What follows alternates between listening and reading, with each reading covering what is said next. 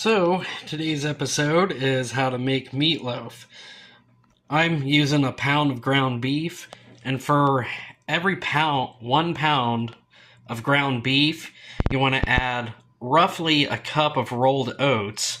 Rolled oats does kind of act as a binder, but it's mostly to help the meat really retain moisture so it's juicy. Then, as the actual binder, what I use is 1 egg for every pound of ground beef. And then, to add a little bit of flavor, personally, I use a little bit of tomato sauce. I use my own homemade tomato sauce. One of these days, I'm going to have to make a video of that. But my grandma always used tomato juice. That's what I wanted to say earlier. But if you don't have either one of those, you technically could use V8 if you wanted to. Now, some people just take their finger, put one big hole here in the center.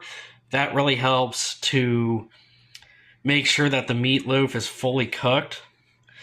As you can see here, I actually did 4 smaller holes towards the outside. As for that, that's personal preference.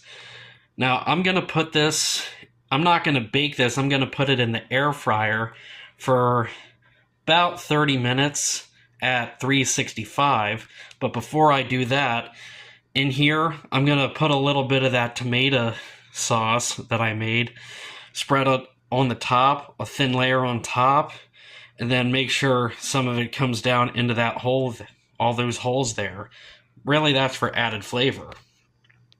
So this is what the final product would look like, fresh out of the air fryer.